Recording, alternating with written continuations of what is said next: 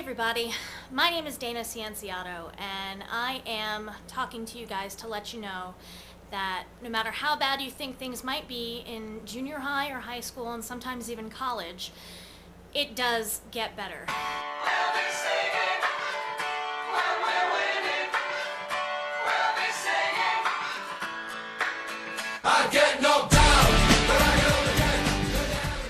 I am 30 years old and went to high school in Tucson, Arizona, and to be brutally honest, it was a really hard time.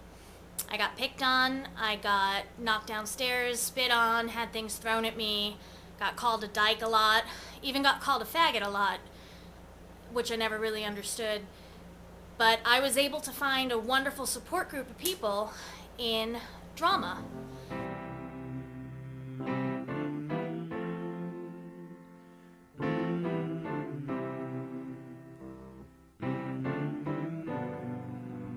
And I know that might sound a little stereotypical, but it seems that the kids that are into the arts are a little bit more open-minded. You just have to seek them out. And it was the kids that were in drama class and the kids that were in musical theater and art class and the musicians that didn't care what I was.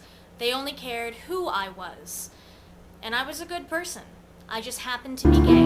When I walk in the room, there's a table of men, always men, usually gay, who've been sitting like I haven't, listening all day to 200 girls belting as high as they can.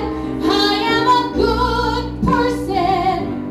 I'm an attractive person. I am a talented person. I have a brand new hairdo with my eyelashes on. I float like the clouds on hairdo. I enjoy being a girl. When men say I'm cute. And it doesn't matter if you live in the South, if you live in the Bible Belt, if you live in a small town in Montana, there are those open-minded people there. I promise you.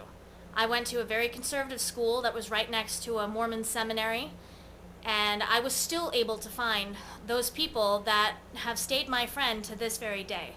And without them, I really don't know what I would have done. I had many times where I did contemplate suicide. I had a couple of times where I did try it. And I went through a very serious experience junior year where my girlfriend, her family was very religious. They were born-again Christian, and we'd hid our relationship from them the best we could. And they found out somehow, and less than 24 hours later, they had her on a plane to go live across the country with her aunt and uncle. That was a tremendously, the experience almost destroyed me. My drama friends and I found out that this was happening, and we went to the Tucson airport the next morning at like 5:30. There were 30 of us standing there begging her parents not to send her away.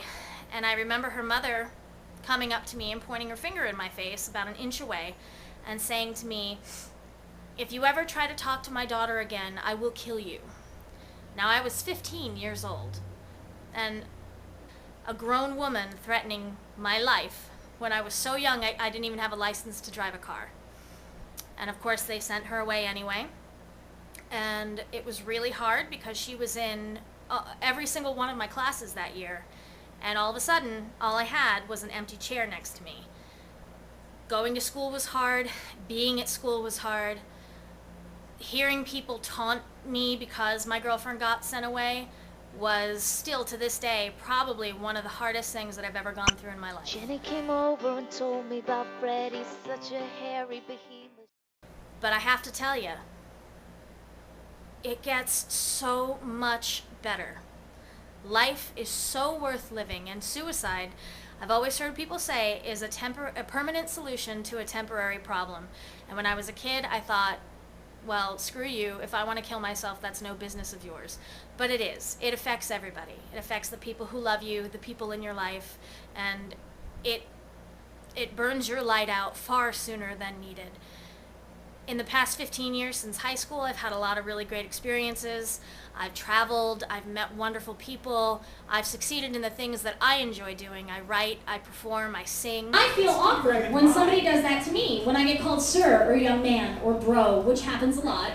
And, people will be like, how are you doing, young man? How can I help you? And I'm like, as soon as I open my mouth, you're gonna feel so bad and so stupid that you called me young man, and there's no way around it. And you have that moment where you try to decide if you want to go, well, I was wondering if you could point me toward the tampons.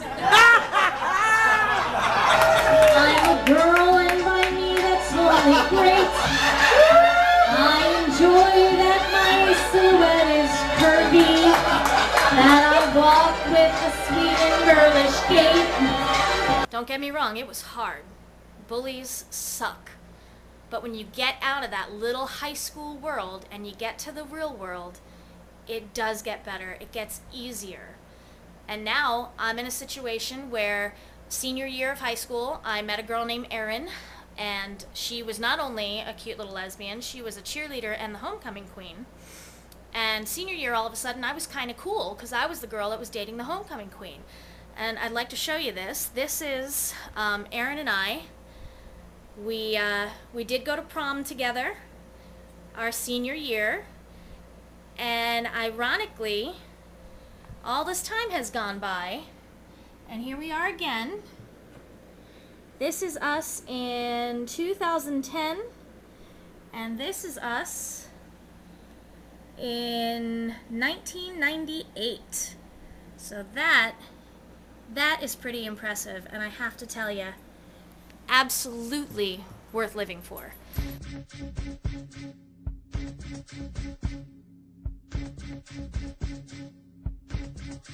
You haven't changed. Stand in the light. I need to see you. Uncover my eyes. The tears coming down, making lines on your face. One for each year now that you've been away. We were only kids, we ran like water. Your dad said stay away from my daughter. The sun was coming down when I said can't you just believe. I also used to get picked on in school for dressing like a boy. Jeans, t-shirts, combat boots. And now I actually perform as a drag king. And these are actually some of the awards that I've won. Doing so, people actually pay me to travel to different places across the country and get on stage and She's running through my mind all day. Shawty's like a melody in my